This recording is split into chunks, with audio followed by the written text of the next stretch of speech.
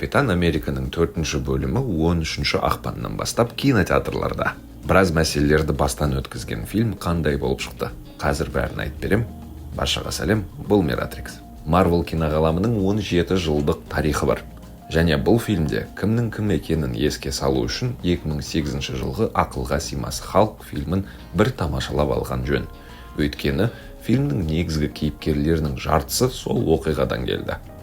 Одан басқа Сұңқар мен Қысқы сарбаз атты сериалды да қарауға тура келеді. Өйткені Капитан Америка 4 сол сериалдың жалғасы.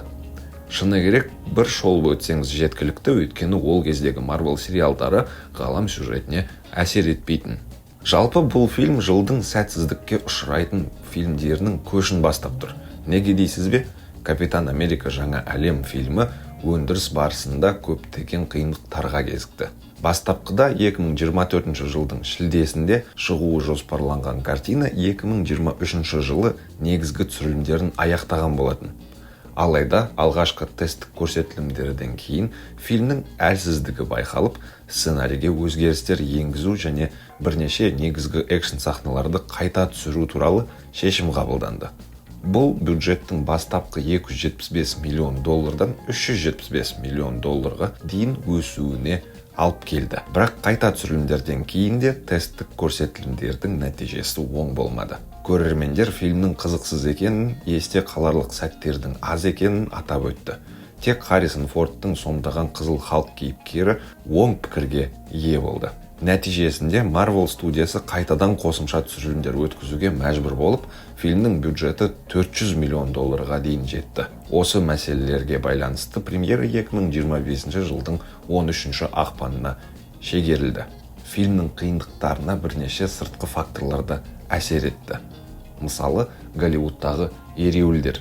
2023 жылғы сценаристер мен актерлердің ереуілі постпродакшн процесін кешіктіріп, түсірілім кестесін өзгертті. Marvel басшылығындағы өзгерістер. Құмырсқа адам мен Капитан Марвелдің сиквелдерінің сәтсіздіктерінен кейін Marvel студиясы фильмдерін санын қысқартып, сапаға көбірек көңіл бөлуге кірісті. Бұл өзгерістер Капитан Америка 4-ке де әсер етті. Фильмде 9 сценарист қызмет етті. Біреулері жазды, енді бір өзгертті, тағы бірі қайтадан өзгертті, тағысына тағы. Жаңа Капитан Американың аса танымал емес екені де бөлек бір фактор. Энтони Макидің Капитан Америка ретіндегі образы фанаттар арасында 2-3 топ пікір тудырды. Көпшілік Крис Эванс ойнаған Стив Роджерстың орнын басқан Сэм Уилсонды қабылдай алмай жатыр. Әлі де солай. Фильмнің атауы өзгергені де бір факторға жатады. Бастапқыда фильм Капитан Америка жаңа әлемдік тәртіп деп аталғанымен, конспирологиялық теориялармен байланысын болдырмау үшін атауы жаңа әлем болып өзгертілді. Бұл Олдос Хакслидің утопиясына сілтеме, алайда атаудан басқа бұл екі туындыда байланыс таппады. Әрине, фильм мен кітаптың саяси тәртібі ұқсас деуге болады, бірақ бұл сілтеменің негізі нық емес. Marvel студиясының жалпы дағдарысы бар. Соңғы жылдары шыққан Marvel фильмдері кассалық табыс пен сыншылардың бағасы бойынша үмітті ақтамай жатыр. Осыған байланысты Капитан Америка 4-тен көп үміт күтілді. Алайда студияның дағдарысынан бөлек жалпы жанрдың өзі де дағдарысқа ұшырағандай. Көрермен бұндай фильмдерден шаршады деген ой бар. Сонымен Marvel киноғаламындағы 35 фильмнің ішіндегі ең қысқа фильмінің сюжетіне тоқталсақ. Қысқа дегенде 2 сағатқа 2-ақ минут жетпей қалды негізі. Ал сюжетті қысқа шолып өтсек, фильм Капитан Американың Мексикадағы миссиясынан басталады. Біреулер Үнді мұхитындағы целестиалдан адамантиді тауып алды. Сол табылған металды біреулер ұрлап кетіпті. Ал капитан оларды тоқтатты, содан оны ақ үйге шақырды. Ол өзімен бірге досы Исайя Брэдлиді алып келді. Алайда Исайя президент Тадеус Россқа шабуыл жасайды. Содан жаңа Кэп досын ақтау үшін өзі тергеу бастап кетеді. Оған президент Росс қарсы болады. Сөйтсе, сюжетте болып жатқан жағдайдың барлығы антагонистің болжап қойған бір ойыны екен. Осындай өте мықты завязка. Негізі жаман емес. Әрі қарай айта алмаймын, өйткені спойлер қағып аласыздар. Жалпы сюжет осындай. Әлем сыншыларының айтуы бойынша сюжетте тереңдік пен жаңа идеялар жетіспейді. Көптеген сыншылар фильмнің сюжеті тым болжамды, ал кейіпкерлердің дамуы жеткіліксіз деп санайды екен. Бұл фильм Энтони Маккидің Капитан Америка ретіндегі толыққанды дебюті. Оның ойыны жаман емес, бірақ сценарий оның кейіпкерінің потенциалын толық аша алмады. Сонымен қатар Харрисон Фордтың президент Росс рөліндегі харизмасы фильмнің аздаған жарқын тұстарының бірі ретінде аталады сыншылар арасында. Дегенмен Капитан Америка жаңа әлем Марвелдің қазіргі кездегі басты мәселесін көрсетеді. Студия үлкен франшизаның инерциясымен жүріп, шығармашылық батылдықтан айырылып қалғандай. Бұрын Марвел фильмдері жаңа идеялармен таңғалдырса, бүгінде олар көрермендерді тек ескі схемаларды қайталаумен қағанаттандырғысы келеді. Бұның барлығы батыстағы сыншылардың сөзі. Мен кеше фильмді көріп келдім, және мен сол сыншылармен келіспеймін. Жаңа әлемді шедевр деп атау қиын, алайда фильмде Марвелдің тәуірленіп бара жатқаны байқалады. Біріншіден, соңғы жылдары алғаш рет басқа жобаларға қатысы бар фильм көріп жатқаныңды түсінесің. Мәңгілердегі Целестиал, сонау 2008-де шыққан Халктағы жағдайдың қатысы, Бакидің камеосы бар.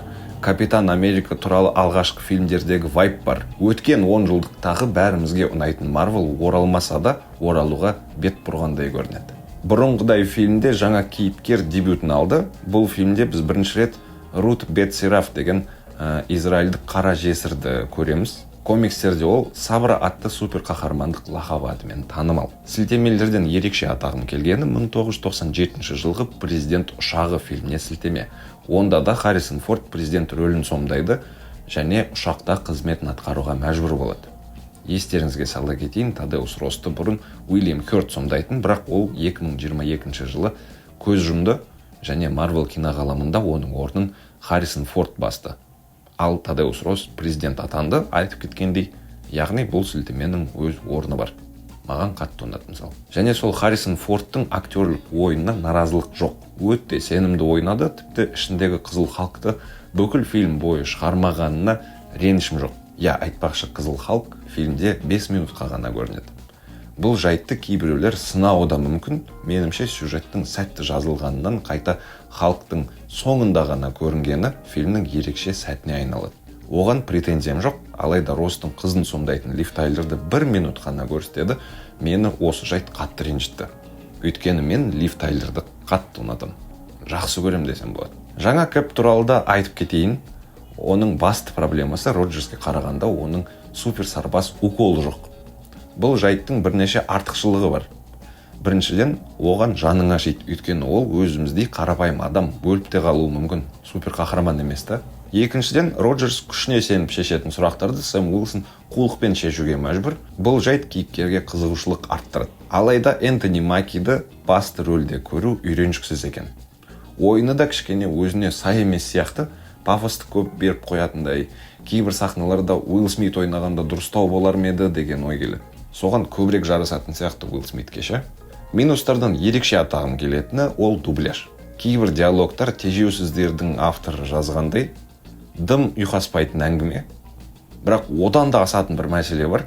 Ол да дубляжға қатысты. Кейіпкерлердің барлығы қиналып сөйлейді. Дауыстарының ұқсастығы да бар. Онысы мейлі. Барлығы бірдей қиналғанын сол дөрекі көрінеді. Қазір көрсетем қалай сөйлейді. Касса 5, понятно, баги клин. Басқасының бәрі жаман емес. Айтпақшы, фильмнің соңында бір ғана титрдан кейінгі сахна бар. Онда басқа әлемдерден қауіп түсіп тұрғаны туралы хабарланады. Оған дейін Сэм кек алушылардың жаңа құрамын жинап үлгеретінде шығар. Сылыстарға сенсек, келешекте найзағайшылар, төрттік кек алушылар, X адамдары барлығы бөлек-бөлек басқа әлемдегі нұсқалармен шайқасады. Бірақ ол туралы басқа видеода әңгімелесерміз. Осымен менің айтарым бітті. Жақсы кино көріңіздер. Капитан Американы көріп келіп, пікірталас тудырайық комментарийде. Сау болыңыздар.